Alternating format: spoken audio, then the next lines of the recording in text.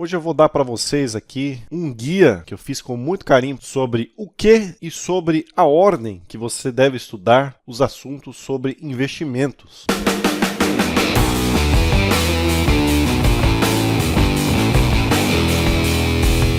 Então, se você está querendo, ou até já entrou, né? Se você está querendo entrar ou já entrou no mundo dos investimentos e está querendo estruturar melhor a ordem dos seus estudos, sobre onde você deve começar, quais os assuntos que você deve estudar, eu vou deixar aqui um guia passo a passo sobre como você deve trilhar o seu caminho de estudos sobre investimentos. Bom, gente, é sabido que a lógica do INSS é muito ruim e pelas perspectivas e estudos que estão aí aos montes na internet, você pode procurar, muita gente não vai se aposentar ou vai se aposentar com muito menos do que pensa. Então, a lógica aí da pirâmide do INSS está se invertendo e a única certeza que a gente tem sobre o INSS daqui para frente é que você provavelmente não pode confiar nele. Pensando nisso e pensando em que você talvez já esteja pensando em começar os estudos sobre investimentos ou até já esteja estudando, mas esteja aí um pouco perdido, eu vou te dar aqui um guia sobre o que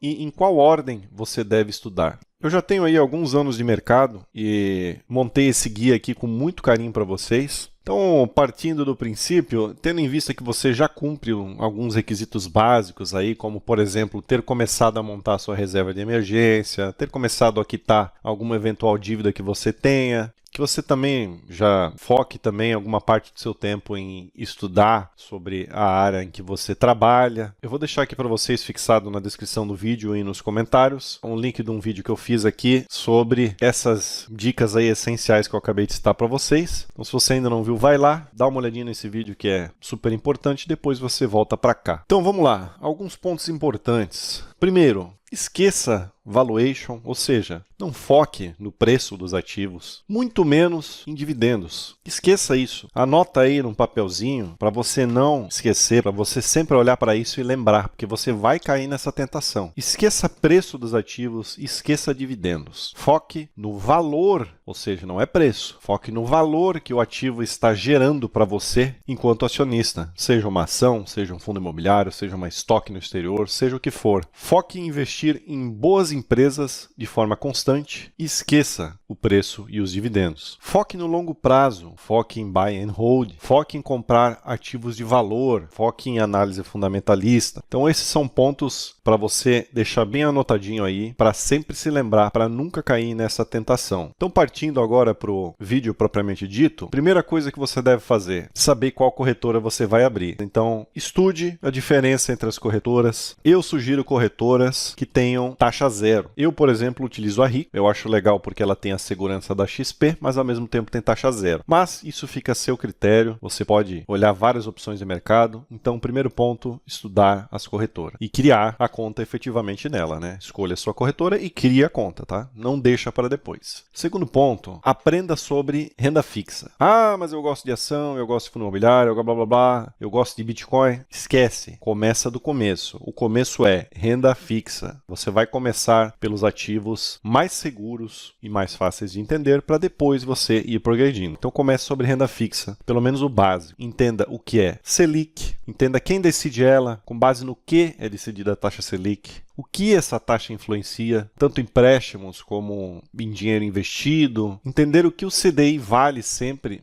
entender, por exemplo, que o CDI vale sempre 0,1 e 0,2 ponto percentual abaixo da Selic, né? Ou seja, se a Selic está 10% ao ano, um investimento que rende de 100% do CDI, de qualquer banco vai te render 9,8% ao ano, por exemplo. Entender tudo isso, todas essas nuances que envolvem a taxa Selic. Entender também, você precisa, de forma básica, o que é IPCA. Entender que, por exemplo, ele é apenas uma média definida pelo IBGE. Entender o que são juros compostos. Eu estou te passando aqui tudo isso. Pega um caderninho e anota. Tudo isso é alicerce para você partir para estudos mais avançados de investimentos. Você não pode estar investido em ações, por exemplo, sem saber todo esse básico que eu estou te passando aqui. Isso aqui é o mínimo do mínimo que você precisa saber para ter alguma base. Então, entenda o que são juros compostos. Tudo isso que eu estou falando tem muito conteúdo aqui no YouTube, tá? Muito conteúdo. Se você quiser algum específico que eu dou mais detalhe, comenta aí embaixo. que eu vou trazer mais conteúdos desse tipo para vocês daqui para frente. Então entenda o que são juros compostos e aí parta de repente para tesouro direto, então você entenda o que é um tesouro direto Selic, um tesouro direto pré-fixado, um tesouro direto IPCA+,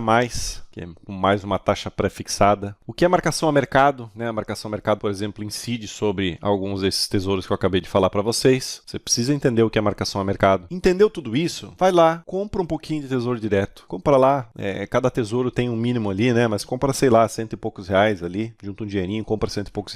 Compra um título ali de um tesouro direto para você ver como é que é. Aqui o foco é em você aprender. Aprende do jeito certo, com calma, estudando e faz. Compra um pouquinho do que você aprendeu para você ver como é que é. Eu estou aqui transcrevendo aqui de uma forma muito rápida, mas, por exemplo, para você estudar só tudo isso que eu falei até agora, já vai bastante tempo, já vão semanas, quem sabe meses, dependendo aí do seu tempo que você tem para estudar. Então, não tenha pressa, curta o processo, tá bom? Estudar sobre investimentos é algo que você vai ter que fazer para sempre e você vai pegar gosto por isso. Você vai ver que conforme você vai estudando e principalmente juntando ali um patrimônio aos poucos, você vai ficar apaixonado pelo assunto, eu tenho certeza. Então, curta o processo e estude com calma. Crie ali um arquivo no seu computador ou um caderno, se você gosta de escrever à mão, seja lá o que for, e estruture os seus estudos. Então, estudou ali em renda fixa, estudou tesouro direto, comprou um pouquinho de tesouro direto, aí você pensa em partir para começar a botar um pezinho na renda variável. Então, estuda aí. O que são fundos imobiliários? Falando ainda de Brasil aqui. Então entenda tudo sobre fundos imobiliários, entenda quais são os tipos, é papel, é tijolo, é híbrido. Entenda o que é importante você analisar, se é multi-inquilino, se precisa estar em múltiplas regiões ou estados, quantos imóveis tem, analise a taxa de administração, a taxa de performance, se ela é condizente, se ela é alta. Analise se já faz muito tempo que fez o IPO, você vai precisar entender o que é IPO nesse caso. Analise se o fundo está muito alavancado, se ele está com muita dívida. Analise qual é o histórico da gestora, é uma gestora confiável? Tem escândalos? Tem problemas de governança? Qual é a taxa de vacância desse fundo financeiro, a taxa de vacância física? Como é que é a liquidez? Né? Então, assim, eu dei apenas alguns exemplos aqui, que são bem importantes, aliás, mas tem muitos outros, né? Para você ver o quão importante é você entender tudo isso para analisar um fundo imobiliário ou um ativo, seja qual ele for. Você pode, por exemplo, vou te dar um exemplo aqui, ficar, sei lá, um mês estudando um fundo imobiliário. Não tenha pressa, tenha certeza do que você está comprando. Faça ali um roteiro de estudo, como eu já falei, coloque tudo isso que eu falei, procure mais assuntos e faça análises profundas sobre os ativos que você vai comprar. Não siga dicas de outras pessoas. Você vai cair em furada. Estudou sobre fundos imobiliários? Novamente, volto a falar. Investe um pouquinho em fundo, escolhe um fundo imobiliário, estuda ele. Ah, eu estudei ele, pô, gostei. Ah, não gostei, mas estuda outro. Uma hora você vai achar ali algum primeiro que você gostou. Achou um que você gostou? Bota um dinheirinho naquele fundo. Faz, bota pouco. Porque se você errar, você erra com pouco. Depois que você estudou fundos imobiliários, aí você parte para ações nacionais. E aí você tem uma série de coisas para analisar, que eu não vou entrar no detalhe aqui também, mas foque em ver o valor dessa empresa. Quanto tempo de fundação a empresa tem, se é um setor perene, se tem liquidez, se a empresa possui fontes de receita recorrentes, não recorrente, se a empresa não tem um endividamento muito grande. Entenda o negócio da empresa. Quais são os clientes? Quantos colaboradores? É uma empresa benquista no mercado? Veja se a receita é recorrente, qual é a margem bruta, qual é a margem EBITDA, qual é o lucro líquido, qual é o fluxo de caixa dessa empresa. Então são todos assuntos aqui bem mais complexos do que fundos imobiliários. Você vai precisar estudar um bocadinho mais e você tem muitas outras nuances que você precisa estudar além das que eu falei aqui. Eu estou só dando alguns exemplos para você ter alguma ideia de por onde começar. A internet está repleta de conteúdo sobre isso. Eu estou te dando um script, um norte, para você saber mais ou menos por onde seguir e não ficar perdido, tá bom? Então aprenda sobre DRE, sobre DFC. De forma geral, você aqui nesse ponto vai precisar aprender a ler balanços de empresa. Você vai começar a pegar gosto pela parte mais contábil do negócio.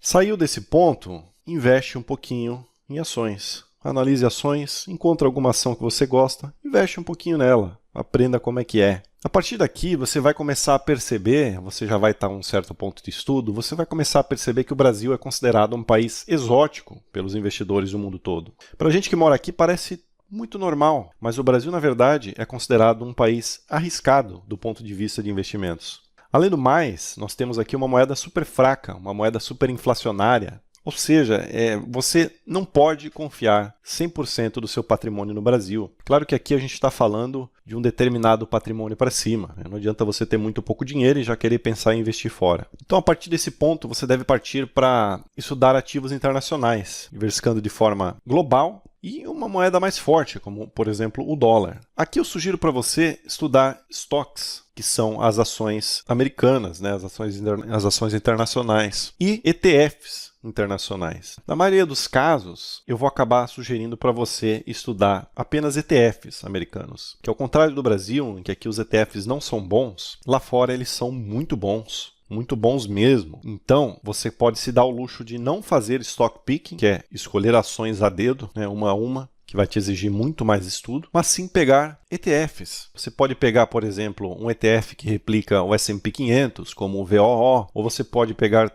até concomitante a isso, você pode pegar um ETF de small caps e assim por diante. Então você pode ficar com 1, 2, 3, ou quem sabe até um ETF só, né, que replica o S&P 500 lá fora, que você já vai ter muita segurança e um rendimento bem legal. Lá fora a gente também tem REITs e também a gente tem renda fixa, mas eu, sinceramente, não acho que você precisa partir para esse lado. Se você tiver lá fora para diversificar, por exemplo, só ETFs, ou quiser gostar realmente de análise de balanço, etc., e quiser partir para o stock picking, já está ótimo. Mas, se você se sentir à vontade e realmente gostar de estudar, você pode partir para REITs, pode botar alguma coisa em renda fixa lá fora também. E stocks, igualmente como no Brasil, você vai precisar estudar toda essa parte de balanços, e lá a gente tem regras diferentes, maneiras diferentes de você estudar as ações internacionais. Depois de estudar tudo isso, você vai estar diversificado globalmente, entre moedas diferentes e diferentes ativos. Você vai perceber que você não pode confiar somente em moedas, como o real e o dólar. Você precisa de uma pequena porcentagem do seu patrimônio em reserva de valor, ou seja, ativos como ouro e, por exemplo, Bitcoin. São os dois principais exemplos aí de reserva de valor. A gente tem outros, mas esses são atualmente os principais. Então, entenda que o principal para uma carteira segura e de longo prazo é a diversificação. Reforce isso na sua mente. Principal para uma carteira segura de longo prazo e de sucesso